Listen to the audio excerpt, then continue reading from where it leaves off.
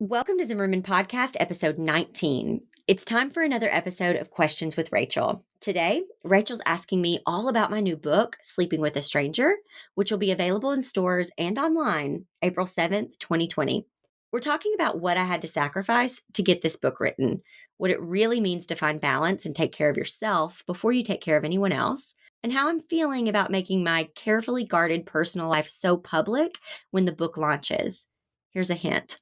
Every day I wake up and tell myself there's still time to pull the book.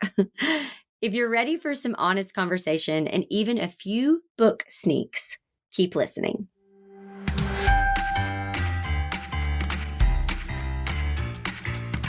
Welcome to the Zimmerman Podcast with your host, CEO, wedding professional, educator, and mom, Jessica Zimmerman. In just 2 years, Jessica went from facing bankruptcy to taking home a six-figure salary. She turned a business-saving $100,000 loan into a $1 million empire.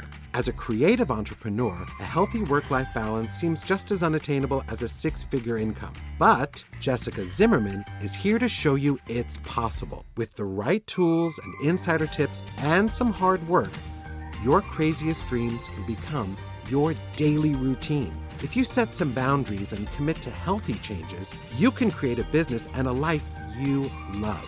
So let's make your business work for you.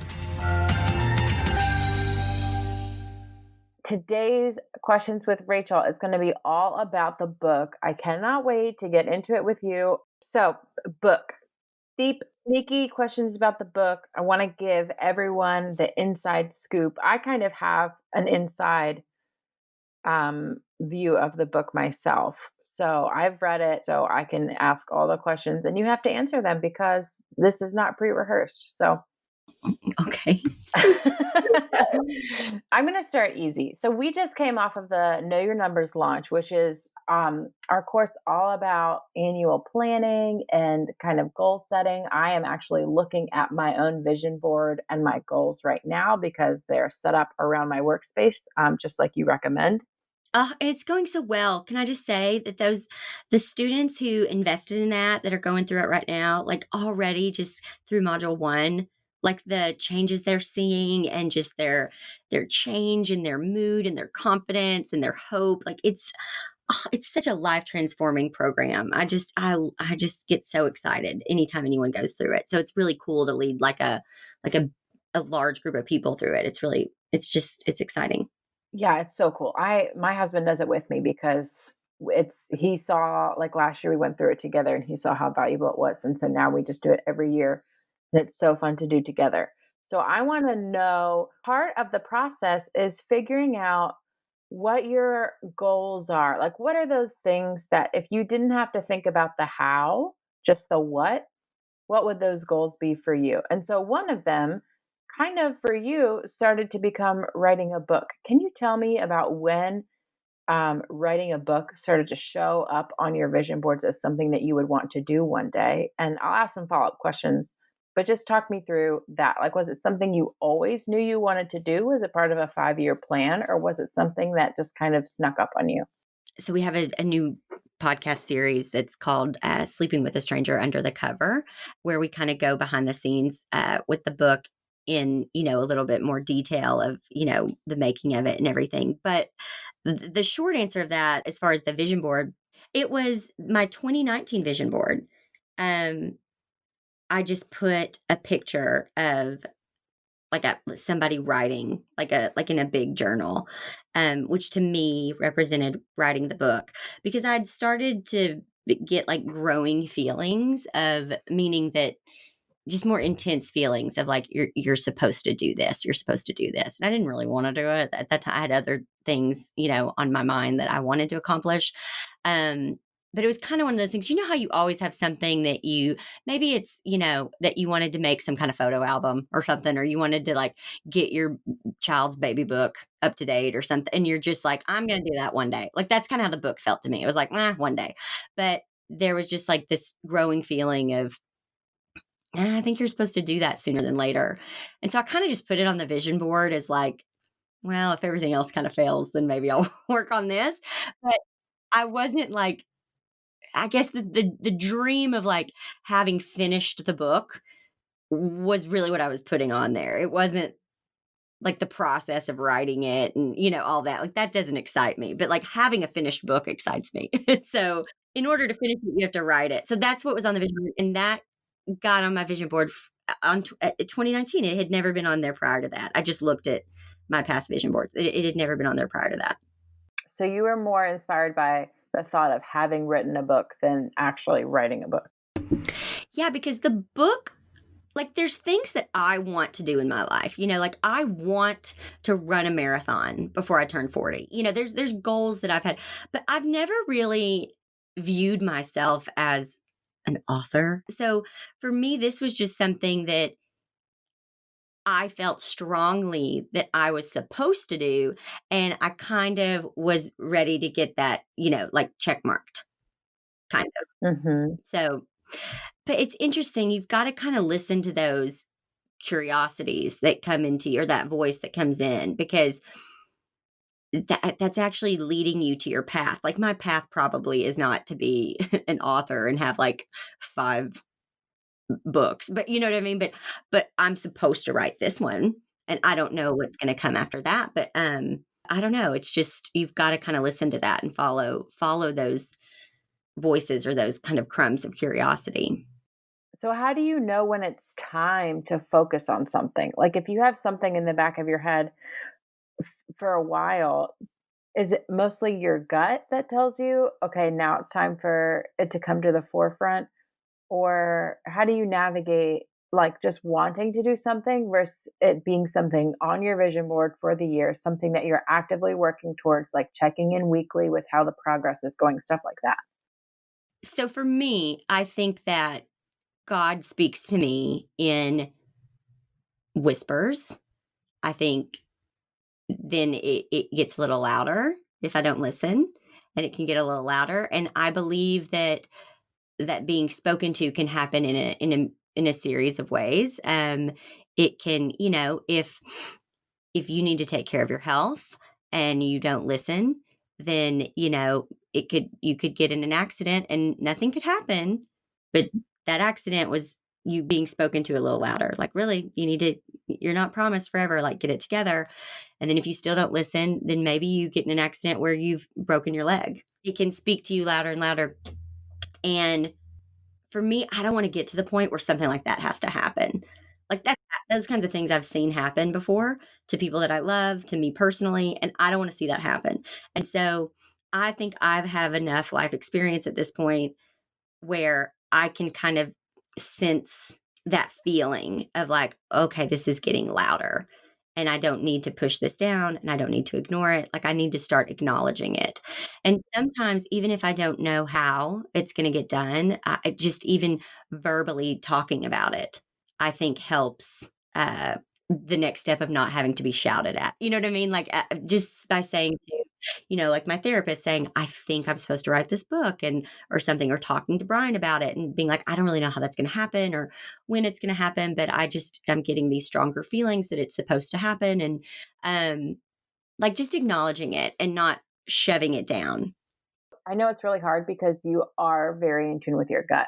But if you were someone who's like just kind of learning how to listen to your gut, or, for people who are spiritual, it might be the Holy Spirit, or, whatever you want to call it, that kind of those gentle nudges internally.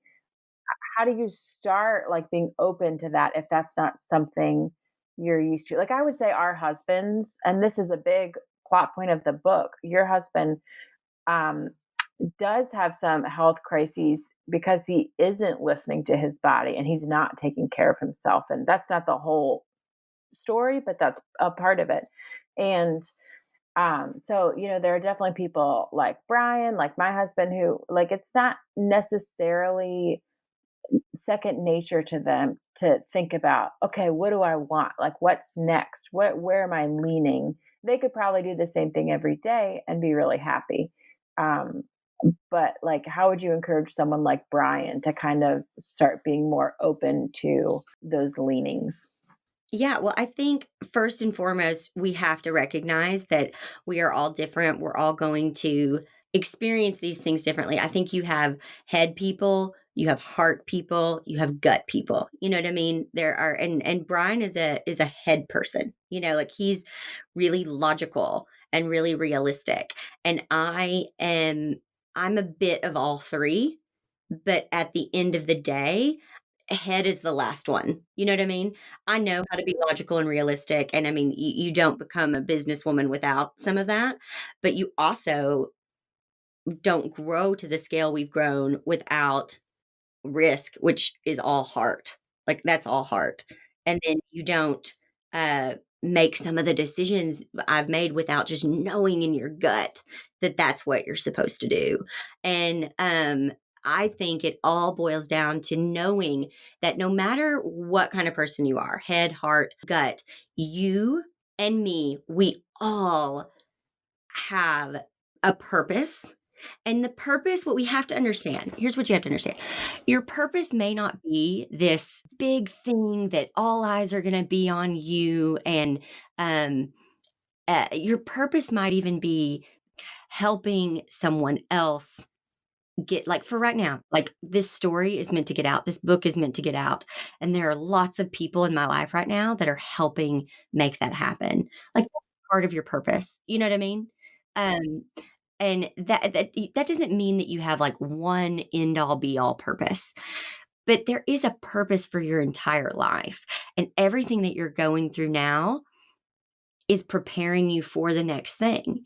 And I think if you can look at your life that way, that really helps. Like that kind of takes the pressure off, you know? And knowing that, you know, right now I may not be exactly where I want to be, but it's because I'm not fully prepared to be there. Like when I got my first six-figure wedding, I wanted that 3 years before I got it, but if I'd gotten that 3 years before I got it, I would have failed. I would have failed, and then no one would have ever hired me again, and my business would have been done.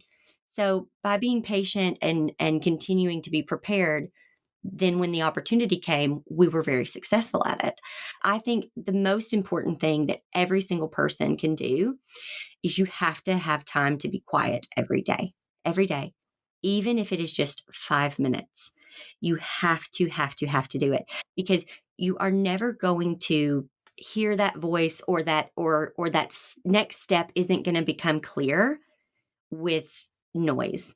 And if you are constantly, you know, from the moment you wake up, you're checking your phone and then you're listening to a podcast while you're taking a shower and then you're listening to music while you're running and then you get in your car or you're on the subway and you're listening to another podcast and then you come home and you're watching TV and then before you go to bed, you're watching YouTube. You know what I mean? If you're constantly consuming, then you're never going to hear it. You're never going to hear it. And I don't mean like audibly hear it. I mean, there are days that I go, I mean, what am I doing with my life? Like, what am I doing? What's the next step? And if I am not taking time every day to be still and be quiet, then I'm going to start thinking that. My mind is going to kind of start going through that tailspin of like, what am I doing? What am I supposed? What's the next step? But if I take time every day to be quiet and still, I just don't think that way. I just automatically kind of do what I'm supposed to do that day and have more peace about my life. Does that make sense? It totally makes sense. It kind of slows the hamster wheel. And so you're not like, what do I need to do? What do I need to do? What do I need to do? You're more okay with being who and where you are. And I want to point out that that doesn't necessarily come naturally to you. Like it's not natural for you to be still or quiet. You're someone who's Not at all. very focused, very driven. And And so, very futuristic. right. Like that's my number 2 strength is if you do I'm a big strength finders fan. And if you take that test and you get your top 5 strengths, my number 2 strength is futuristic. So I'm always thinking ahead and thinking of the future. And meditation is fully in the present. Mhm. And that is a something that I have to work on every day, but I'm committed to working on it every day. But I think it's great that you recognize like being driven and being focused and being futuristic can be your best trait, but it can also be your worst trait. It can be the thing that kind of sends you into a tailspin. And so Totally. I think it's great that you know yourself well enough um, to know like you need both. You need to heighten your strengths, but you also need to balance them out to and be grounded. And if you're listening and you want to know, if you're not sure sort of what you lead with, whether it's your head, your heart, or your gut, then the Enneagram is a great tool for that.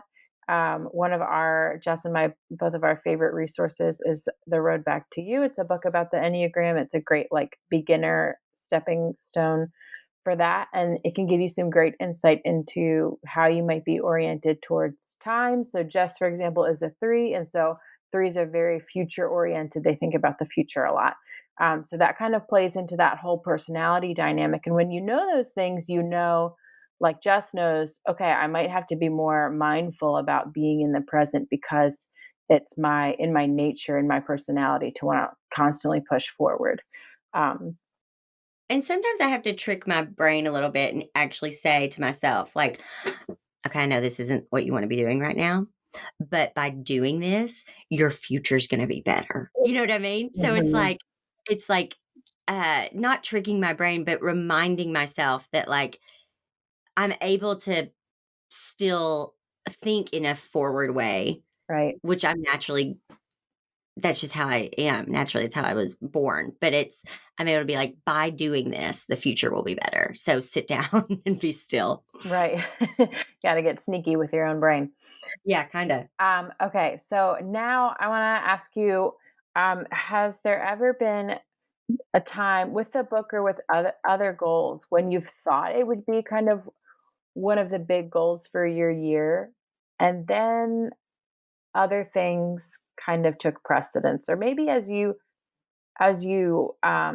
did start to prioritize writing the book this year, were there other goals that kind of fell by the wayside? And how do you get your head around being okay with that, recognizing that you can't do everything? And sometimes the goals that you start with won't be the goals that you end with. And when is it like that's okay? And when do you have to say, oh no, I'm really getting off track and I need to refocus and actually do the things that I said I was going to do? Okay, well, this is kind of a problem for me because I am an achiever and I also count it a really big responsibility. There's not a day that goes by that I don't take my platform seriously, meaning I know that I have some people that listen to me, and I want them to know how much I appreciate them and how I'm doing this because I feel called to do this or led to do this and we need to have trust in one another. And so oftentimes what I'll do is I'll say things like we're launching the podcast November 4th and I'll say that in June to make sure because if I tell my audience that, then I'll do it. You know Mhm. what I mean? And I think it's a bad deal when there, are people in that have platforms that constantly kind of are like, every Tuesday I'm gonna do this. And then it's like they do it for 2 Tuesdays and they're like, well, that didn't, like I have a hard time wanting to invest more in that person. You know what I Mhm. mean? I'm like, where was the follow through there? Where was the commitment there? And so for me, if it's a project that I really want to do, I oftentimes announce it like on all of my, social media and on a newsletter and on my blog and all that, because that way that like makes me follow through with it. But because I do that, I and I'm not saying this is always the healthiest thing, but this is just kind of who I am. Like, for example, when the book came into play, we had just finished BBB launch, the Business Behind the Blooms launch, and we had 5 weeks, maybe 4.5 weeks until the podcast launched. And I was going to take a week off and then go full into podcast. And then after the podcast launch, we were going to go full into know your numbers. And then I was going to take the month off of December. Well, when we got the book deal, it was okay. So now I'm going to take a week to do or some time for the book. And so everything's getting pushed back, which meant instead of this December, my family and I we were going to go to Finland for Christmas, which I was so excited about, because nothing excites me more than a trip abroad. But we were gonna go there, and I just was like, "No, we can't, because I've said that these things are happening. I've said Know Your Numbers will be available in January. I've said the podcast will be done November 4th or launching November 4th, and I've also now gotten this opportunity to write this book, and I'm gonna make it happen." And so in that situation, it's like, what do you really want? Mhm. Like, what are you willing to do to achieve what you want to achieve? Now, if the book wasn't important to me, or if I hadn't have said that about Know Your Numbers, then maybe we still would have gone on that vacation, right? But for me, I'd told students about the podcast and Know Your Numbers. So those were happening. And I'd just gotten this opportunity for the book, and I wanted the book to happen. And so in order to make that happen, everything had to be pushed back. So instead of going on vacation, I had to do all the Know Your Numbers work through the month of December. This is the first December that I've worked in 5 years, but I'm willing to do that. And I was willing to do that because I wanted to get this book out in April. And I'm someone who's willing to do that every now and then. But then there are times in my life where something happens and I go, you know what, that just doesn't fit in. Like, these are my boundaries, and my business is very black and white, and that's kind of gray. And I'm happy to say no to that because, and it could have been an opportunity that, I get that all the time with like speaking engagements that I say no to because it just doesn't fit with what we're doing that time of year or something. But this was something I knew we needed to make happen. And so I was willing to make that adjustment. And so I think that's kind of what it boils down to. Like, and I also kind of come from the place sometimes, and this is again futuristic, but like, I want to do something today that my future self will thank me for later. You know what I mean? Mhm. And I knew if April came along this year and the book wasn't done, that I'd be like, really? Like, you had an opportunity to knock that out. And yeah, you would have had to work and a few more hours a day, and you would have had to, give up your vacation, but that probably would have been worth it. You know what I mean? And you've certainly said no to things because you prioritize other things. Like you've said no to super lucrative weddings because you don't want to work um, in July or, things like that. Yeah.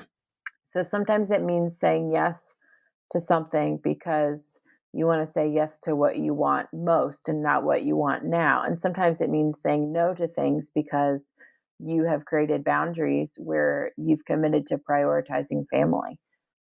And here's the other thing, people like to talk about balance. And here's what I want to say about balance. People go, oh, balance is a unicorn, like it doesn't exist. Yeah, it does. And here's what I mean by that. Balance is different for everybody. Like, if you look up the word balance in the dictionary, it says equal parts distribution to keep you upright and steady. So for me to be upright and steady means like I'm good. I'm feeling good. Like I'm happy and I'm good with my life. And for me, that doesn't mean that I'm going to work 12 hours a day and then have a personal life 12 hours a day. It's not like equal parts in the day. It's like, for me to feel upright and steady, do I need to work? Yeah, I sure do. For me to feel upright and steady, do I need to have seasons of hustle and seasons of downtime? Yeah, I do. And so, like, I'm okay with October, November, December, January, February, March being extra, extra hours and a little bit more hustle in the work department, knowing that, April, May, June, July, August, September will be calmer, that there's really nothing on the calendar. You know what I mean? For those. And that I'm not putting anything on there right now. And so just figuring that out for you. Sherry Salata said that in her book, and we did a podcast episode with her. But there's everyone has a way to do things. There's a million programs out there. This applies to everything: education, fitness, food. You've got to get out there and consume these different ways, and then take bits and pieces and create your own program. So, like, what is it for you that keeps you feeling upright and steady? And it might be that not working at all makes you feel upright and steady. It might be that working 90% of the time makes you feel upright and steady. Like, what is it that makes you feel upright and steady? And then being okay with that. Like, just owning who you are and what you need and not comparing yourself to other people.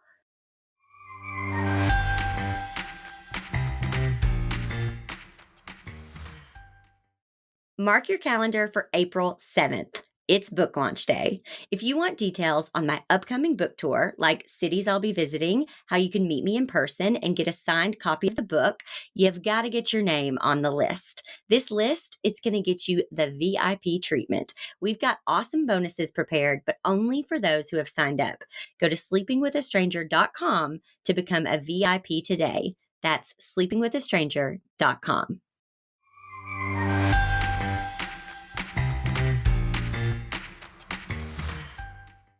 People usually think of balance as what time are you delegating to your personal life and what time are you delegating to work?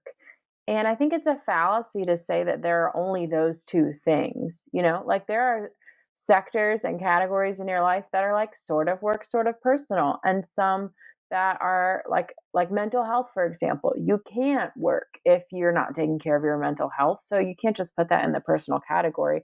So when it says like equal parts balance or whatever, um, or equal distribution, it's not just between work and personal. Like there's so many different subsects of those things. And so you just have to find, like you were saying, the right combination of time and energy investment into each of those categories that works for you. And I think for me, the most important thing that I do every single day, and this might be controversial because I have young kids and people might be like, what? But for me, the most important thing that I do every day, the thing that I have to do before I do anything else is take time for me. I have to do my devotional, do my meditation, and exercise.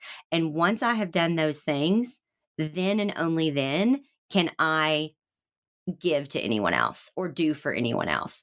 So I'm not a great mom if I haven't done those three things. I'm not a great wife if I haven't done those three things. I'm not a great team member if I haven't done those three things. I'm not a great friend. I'm not a great daughter. Like that is my number one, just most crucial thing that I have to do before I do anything else. And if I let that, and I know that, and I'm committed to that. And if I let that slide, man, do I see the effects. And that's the other thing is you kind of have to grow up and really look at yourself and go, what do I need? Like what do I need? Do I need therapy? Do I need exercise? Do I need to be eating better? Do I need more, personal time with friendships? Like if I died tomorrow, who's coming to my funeral? Not that that's what it's all about, but it's like, I mean, there was a time when I asked myself that and I was like, I don't really know. Like my parents probably would, I just Mhm. hadn't really nurtured friendships for a while because I was so in my business. And I thought, oh, that's no way to live, so really figuring that out, like, and that's a big part too. I know we're not here to talk about know your numbers, but it's a big part of module 1 with know your numbers is really kind of figuring out those things that you and only you need. And let's figure those out. Let's get them written down and then let's cater to those so then we can really start to live our best life. Because once that's taken care of, everything else has a way of falling in line.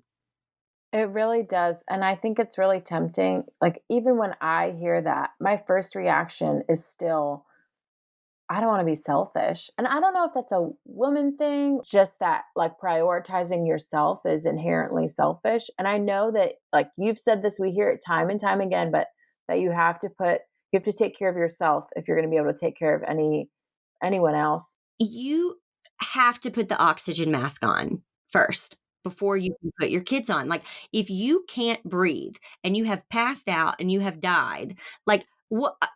Who's going to take care of your kid? Like you got to put on the oxygen mask first.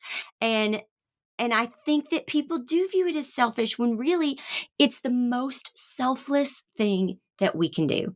It really is. Like, I mean, okay, think about this.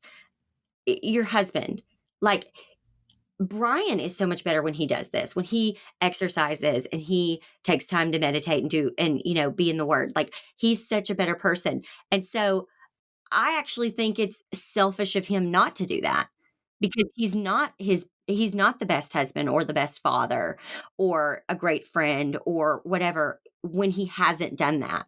It's kinda like if I were to give you a present and I went and bought it at Target, I could give it to you in the Target sack, and it's still you'll get the present, you'll open it up and or what if I spent 5 minutes or 10 minutes and I thought like, "Oh, Rachel loves" I don't know, what color do you love? Give me a color. Black.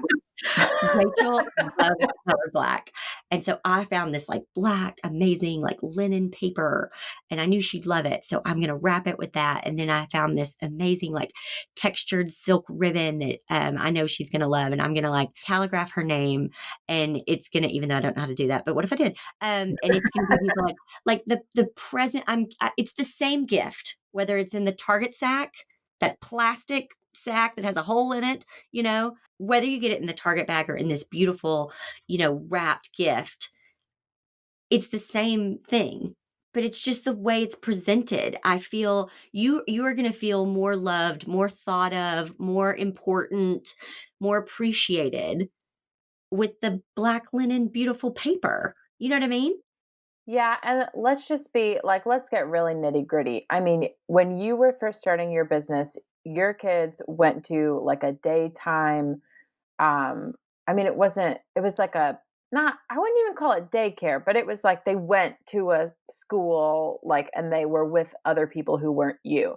Yeah, and they And still do. My boys still go to that same preschool. Yeah. And my kids are with our incredible, like, 5th family member, Anaya, who takes the best care of them, and so I can work, so I can do this right now, and I think it would be like, my first reaction is, "Oh, it's selfish of me to work," but really the truth is, who do I think I am that me, like, angry and regretful and thinking of all the things I wish I was doing with my life in addition to being a mom, like, it would be so selfish of me to think that that version of me is what my kids deserve. Okay, so here is a question about the book and sort of business. And you've always been, even as I've known you between last year when I first started working for you and now, you'd started off pretty private. You had really strong, strict, kind of black and white boundaries between what you would talk about, post about, share, what was kind of on the table for the business and for your public presence, and what was off the table. And I even remember when I was your student and I didn't work for you, I remember hearing that Brian had been sick and not really knowing what that meant. And that was pretty much your line. Like it never really went beyond that. And now you're about to release a book in a few short months that details that whole thing. You're just blowing up that you've built out about keeping your private life separate. So how do you decide now going forward, kind of like what your boundaries are, what you're willing to share about what's off the table, what's on the table? Because it's going to totally change from April forward about what's public. And yeah, just talk to me about Oh, I know. So I'm very private, except like if you're one of my really close friends and I trust you, I'll tell you everything you want to know, or anything. I'll share everything with you. I'll share, you know, my finances. I'll share about my sex life. Like I'll share. There's nothing off the table, But there are very few people in my life that I have that kind of relationship with, and I think it probably goes back a little bit to my childhood of anytime I would, express something that wasn't the same as someone else's view or something, I just felt judged. And so, listen, I have a specific way of thinking, and I've got a specific, like I'm firm with who I am. I am very much at a place where I just think everyone like has the right to feel the way they feel, and I have zero judgment towards anybody. Like one of my favorite things is like opening up and having conversations with people who have completely different lives than I do and completely different backgrounds and learning from them. Like I think it's really fascinating. And but I think there's probably a big part of me who didn't share a lot about my private life, on social media and things like that because I don't know, there's part of me that's like, it's no one's business, and there's another part of me that doesn't want anyone else's I have a hard time with that sometimes. Like, for example, I shared in module 1 of Know Your Numbers, I gave some examples of, it was like, what are some things that didn't go so well this past year for you personally? Like that's one of the prompt questions. And I shared some of my answers from the past several years. And like one of the things I said was, I said a few years ago, I didn't prioritize friendships like I should have and stuff. And then I immediately start getting messages like giving me tips about how to prioritize friendships. And I think honestly, like I come from a place where it's like sometimes people just need to share and other people need to listen. Like we are so quick to just come back with a response and want to like everyone's an expert and everyone wants to give their opinion. And while it's appreciated and I know that it comes from a place of kindness, like I was kind of like, did you even listen to the module? Because I said this was a few years ago. And I even shared how like I've got 4 amazing friends, right now, and I've gone on trips with them. And like, did you even listen? Did you listen? Like that's the key there. And I have a problem sometimes being told what to do. And I don't love that. That's just me being totally honest. But and so sometimes by being that vulnerable about your private life, it's one thing to be vulnerable in business because I have the like proof to back it. You know what I mean? It's like you can not believe me that this works, but here I've got like the numbers to prove that it does. I've got the Well, and you've set yourself up as the authority, Yeah, like, I've got you're the the educator. credentials to show it. I've got the, hundreds of testimonies that show that what I'm saying works. But in my private life, like I feel like you're just debating and I hate debating. Like I have a family member who it doesn't matter what you say, they could fully agree with you, but they're going to debate it for the sake of it. Like, cause it's like a fun sport to them. And I can't stand that. And so, I think it's scary to share your private life because I mean, listen, the beginning part, it's funny because when you read the book, there's probably going to be parts that you're like, oh, this is probably what she was worried about people judging her. It probably isn't. There's one part in the book that I'm like, oh, I wish no one knew this about me. And I wish we could take it out.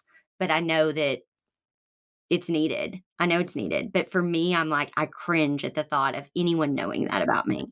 But I also just feel like it's what I'm supposed to do. I'm supposed to share this story and I'm just supposed to share the whole story.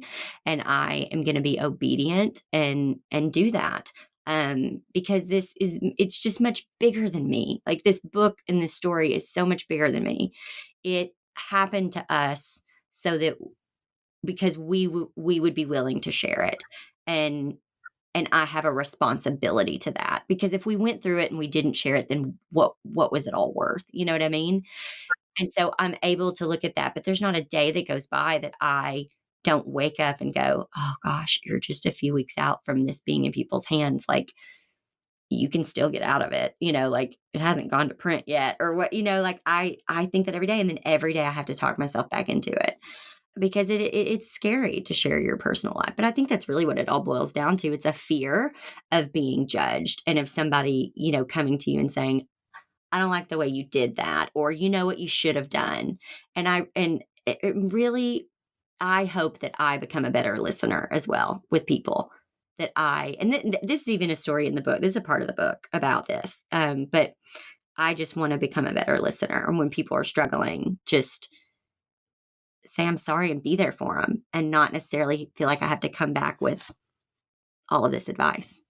Mhm. And that's an ongoing theme in the book of the struggle of specifically when you're in a caretaker situation, but also in any situation of just, yeah, asking, you know, a nice tool that I've figured out and obviously not perfected, but asking, do you want me to listen? Do you want advice? Or do you want me to share my similar experience? And like, Mhm. let the person pick, because one day it might be one thing and the next day it might be another. So sometimes if I'm talking to my mom, I'll say, Mom, today I want you to listen. Tomorrow you can give me advice.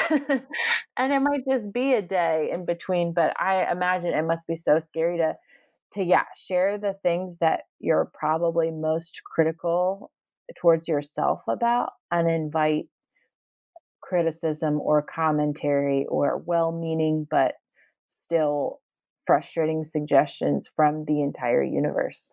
So I think it's really courageous that you're willing to navigate that without really knowing all the answers.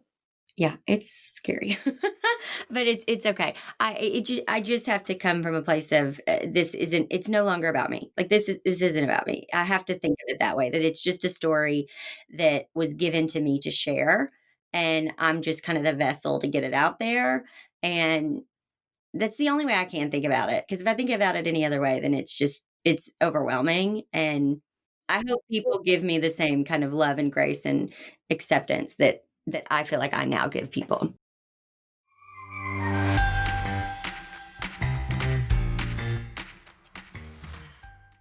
If you want to build a great business or live a good life, you've got to plan for it. Every year, I take a whole month to reevaluate the past 12 months and figure out what worked, what didn't, and how I can create a life I love for the following year. I teach you my exact planning process in my program, Know Your Numbers, annual planning for your best year. If you want a free training to get some tips on planning your best year yet, go to zimmermanpodcast.com/know your numbers. That's zimmermanpodcast.com/know your numbers.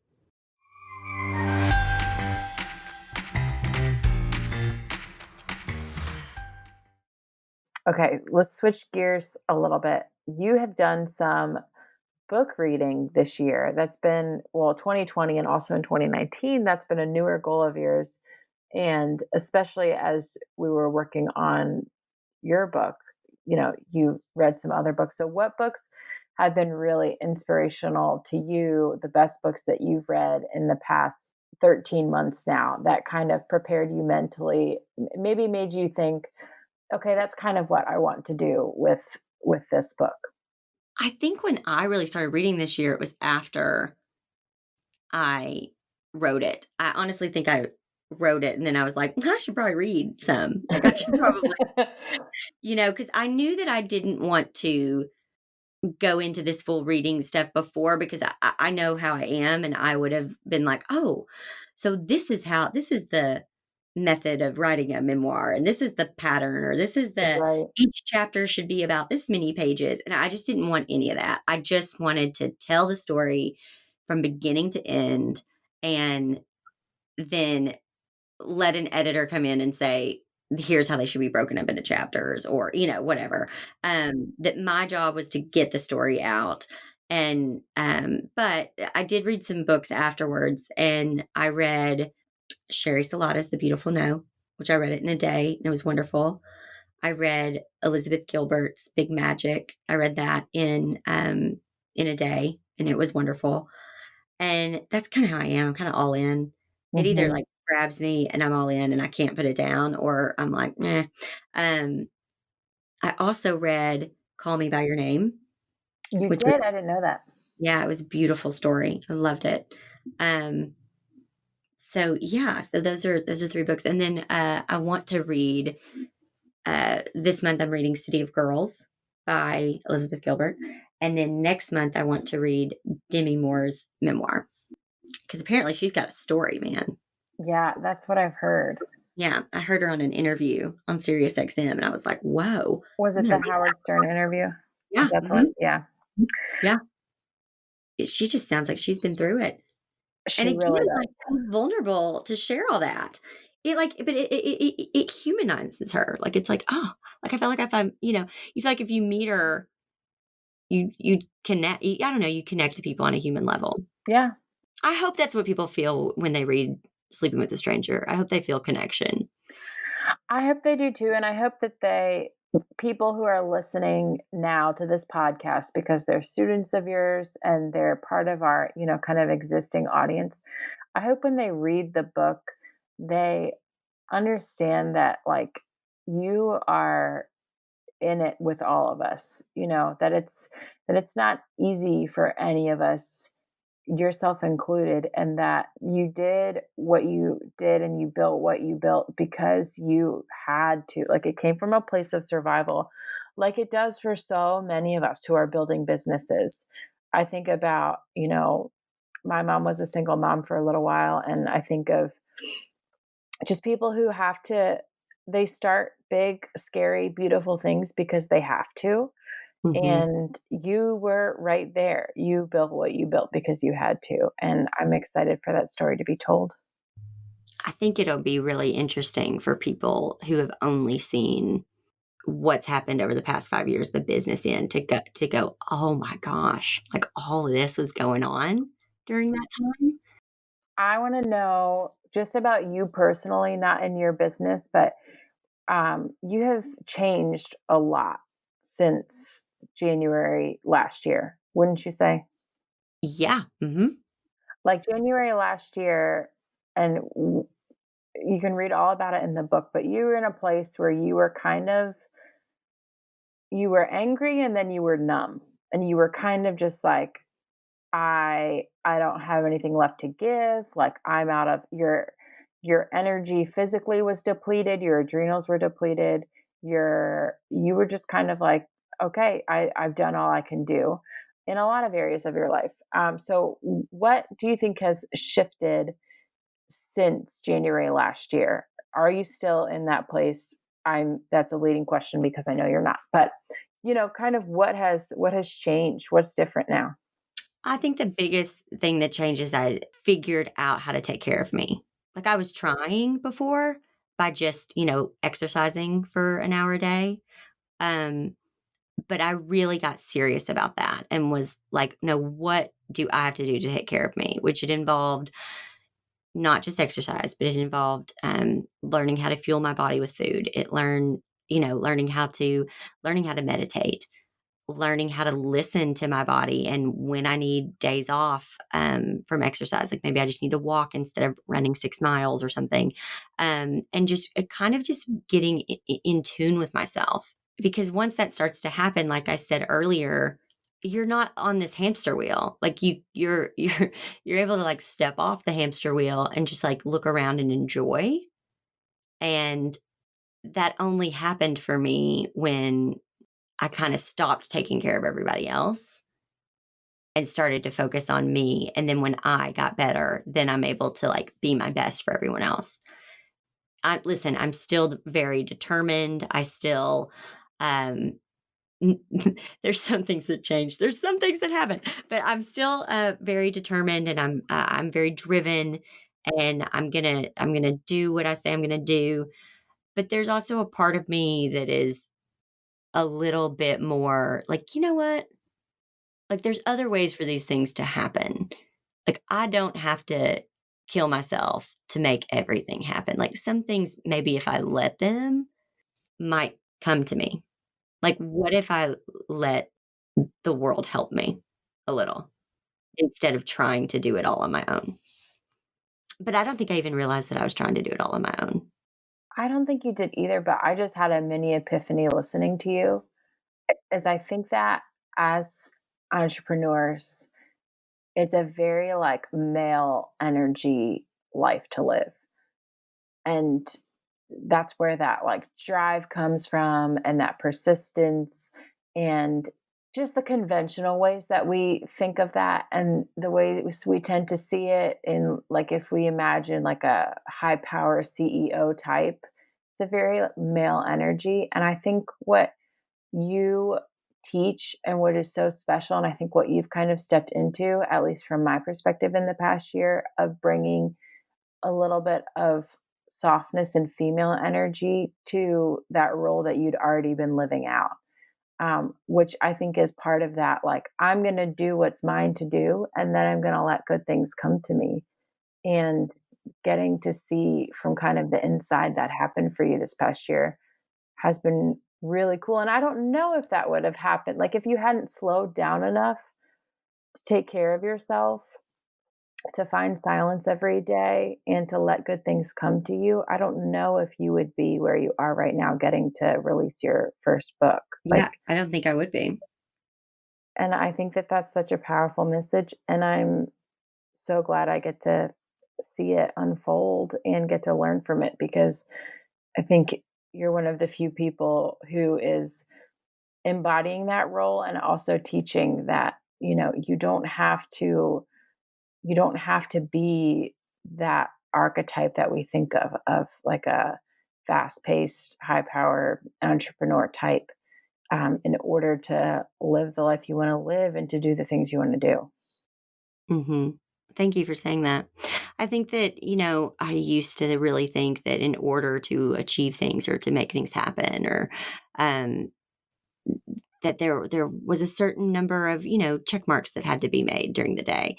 And even though I have incredible boundaries and can, only work 5 hours a day or so, I still was like, these are the three things I have to get done during this work day and or this won't happen. And I think now I really kind of am able that like to realize there's also power in being a bit more passive. Yeah, I love that. Well, that is all of the questions I have for you for today. I am so excited in just a few short days, 2 days, that listeners will get another sneak peek into your book, Sleeping with a Stranger, that is in stores and online April 7th. And we get to hear the full story that we've all been waiting to hear for years and years now. I'm excited. Thanks, Rachel. Thank you. Thanks again to Rachel for another great week of Questions with Rachel.